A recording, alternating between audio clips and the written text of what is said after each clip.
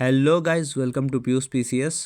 और जैसा कि आप लोगों ने थंबनेल में देखा, समय से संबंधित सभी शब्दावलियाँ और सभी तरह के कैलेंडर, इसके अलावा जो भी जन्मदिन जयंती महोत्सव है, उन सभी का आज हम लोग अध्ययन करेंगे। तो चलिए शुरुआत करते हैं। एडी का मतलब होता है ईसा मसीह के जन्म के बाद तिथियां से, जबकि बीसी का मतलब होता है ईसा मसीह के जन्म के पहले की तिथियां। एडी यानी एनो डोमिनी, बीसी यानी बिफोर क्राइस्ट। आजकल एडी की जगह सीई तथा बीसी के स्थान पर बीसीई का प्रयोग हो रहा है। सीई यानी कॉमन ईरा और बीईसी यानी बिफोर द कॉमन ईरा। ऐसा इसलिए क्योंकि विश्व के अधिकांश देशों में अब कॉमन एरा का प्रयोग सामान्य हो गया है। कभी कभी अंग्रेजी के बीपी अक्षरों का प्रयोग होता है, जिसका तात्पर्य है बिफोर प्रेजेंट, अर्थात वर्तमान से पहले का। चलिए देखते हैं। यहाँ ये ईसा मसीह का जन्म हुआ है, हम लोग को पीछे जाना है। तो ईसा मसीह के जन्म से पहले 46 बीसी में हुआ, ठीक है, जूलियन कैलेंडर आया। फिर 58 बीसी में विक्रम संवत आया। फिर 527 बीसी में ईसाई कैलेंडर डायनोसियस एक्सिगुलस आया, ठीक है। लेकिन अब ईसा मसीह के जन्म के बाद एडी आ रहा है। एडी है तो 78 ईस्वी में शक संवत आया, कुषाण शासक कनिष्क के शासनकाल में। 622 एडी हिजरी कैलेंडर आया और 1582 एडी में ग्रेगोरियन कैलेंडर आया, ठीक है। चलिए अब देख लेते हैं कुछ समय शब्दावली को। सेमी एनुअल यानी कि अर्धवार्षिकी, जिसे कहते हैं 6 महीने या फिर आधा वर्ष की अवधि, ठीक है। वार्षिक यानी 1 वर्ष की अवधि। दशक यानी 10 वर्ष की अवधि। क्रिस्टल यानी 15 वर्ष की अवधि। सिल्वर जुबली 25 वर्ष की अवधि। रूबी जुबली 40 वर्ष की अवधि। पूर्वाध यानी कि फर्स्ट हाफ, सदी का प्रथम 50 वर्ष, जैसे कि पूर्वाध हो गया 1901 से 1950 तक, और 1951 से 2000 तक हो गया आपका उत्तरार्ध। गोल्डन जुबली, इसको स्वर्ण जयंती भी कहते हैं, 50 वर्ष की अवधि को। डायमंड जुबली 60 वर्ष की अवधि को। याद रखिएगा 75 नहीं है, 60 वर्ष की अवधि है डायमंड जुबली। नीलम जयंती यानी सफायर जुबली, यह है 65 वर्ष की अवधि। प्लेटिनम जुबली 70 वर्ष की अवधि।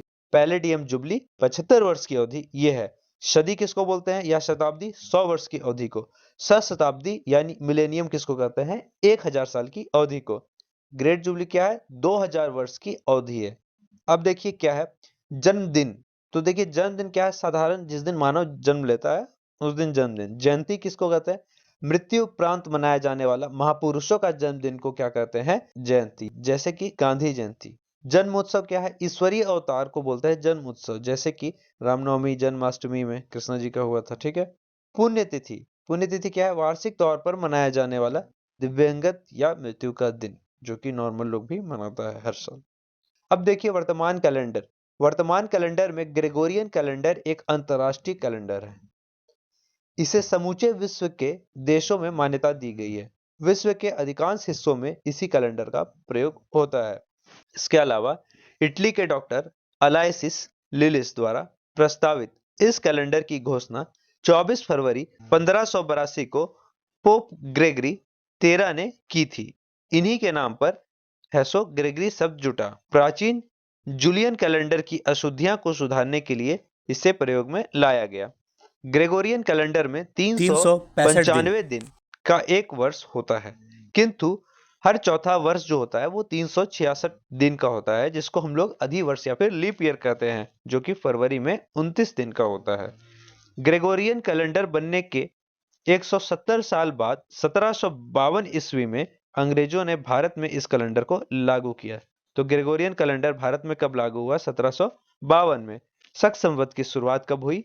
78 ईस्वी में।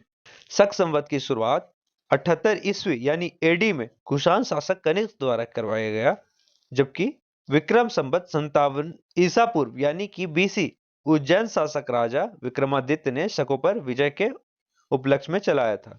शक संवत भारत का पंचांग या कैलेंडर है, जिसे 22 मार्च 1957 को अपनाया गया था।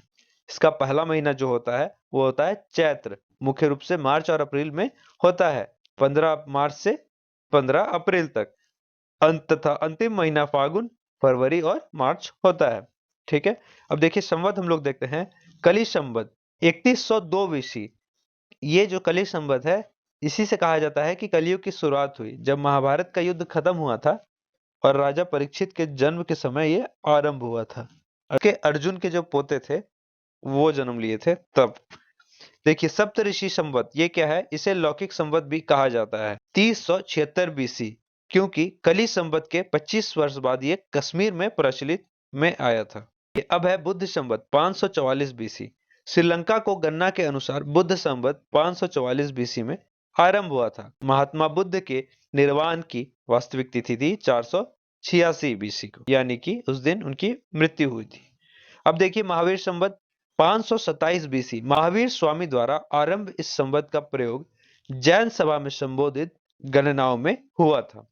अब देखिए विक्रम संवत जो काफी फेमस है 58 बीसी से यह है। राजा विक्रमादित्य द्वारा उज्जैनी में शकों पर विजय प्राप्त करने के उपरांत यह चलाया गया था। अब देखिए ईसा मसीह का जन्म जो है वो प्रथम शताब्दी माना जाता है, और इससे पहले के काल को बीसी और इसके बाद के काल को एडी कहा जाता है। ठीक है। शक संवत कुषाण राजा कनिष्क द्वारा शुरू कराया गया था, जिसे भारत सरकार द्वारा 22 मार्च 1957 को आधिकारिक रूप से कैलेंडर घोषित किया गया। यह भारत का राष्ट्रीय संवत है। कौन सा? शक संवत। अब देखिए कलच्युरी संवत या फिर इसको बोलते हैं त्रैकुटक संवत भी।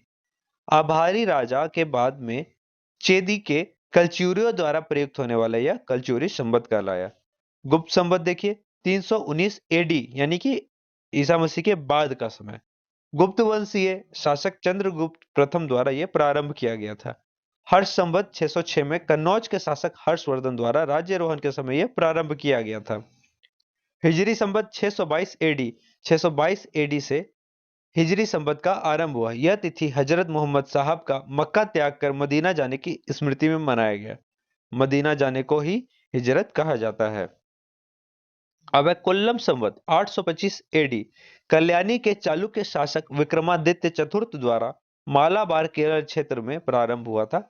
इसे चालुक्य विक्रम संवत भी कहा जाता है। एक है इलाही संवत 1583 एडी, मुगल सम्राट अकबर द्वारा यह लाया गया था, यानी एडी यानी ईस्वी। राजशक संवत यह कब आया था? मराठा शासक छत्रपति शिवाजी द्वारा राज्यारोहण के उपलक्ष्य में प्रारंभ किया गया 1673 ईस्वी या फिर एडी कहिए। अब देखिए ईस्वी संवत का विक्रम संवत में परिवर्तन कैसे होगा। ईस्वी संवत में 57 जोड़ देंगे तो विक्रम संवत आ जाएगा। जैसे अभी ईस्वी संवत है और उसमें 57 जोड़ दिया जाए, तो मान लीजिए इसमें 2021 लिखा हुआ है, ठीक है, और उसमें 57 जोड़ देंगे तो 2078 विक्रम संवत हो गया। यानी कि अभी हम लोग दिसंबर 2023 में 57 जोड़ देंगे, यानी कि 2023 और 57 तो 2080 हो जाएगा। ठीक है। और जनवरी आएगा, नेक्स्ट साल आएगा, तो 2024 में अगर हम लोग 57 जोड़ देंगे तो 2081 विक्रम संवत हो जाएगा। अब देखिए ईस्वी संवत को शक संवत में कैसे परिवर्तन करते हैं। इसमें 78 घटा देते हैं तो प्राप्त हो जाता है। तो देखिए ईस्वी संवत में 2023 चल रहा है और उसमें से 78 घटा देंगे तो शक संवत हो जाएगा 1945। ठीक है। इसी के साथ आज का सेशन समाप्त होता है। कैसा लगा आप लोग को जरूर बताएं, अपना रिव्यू जरूर दें, और इसी तरह के नए टॉपिक्स जो एग्जाम में हमेशा पूछते हैं उस टॉपिक को मेंशन करें आप, और उस पर हम वीडियो बनाएंगे। धन्यवाद। जय हिंद, जय भारत।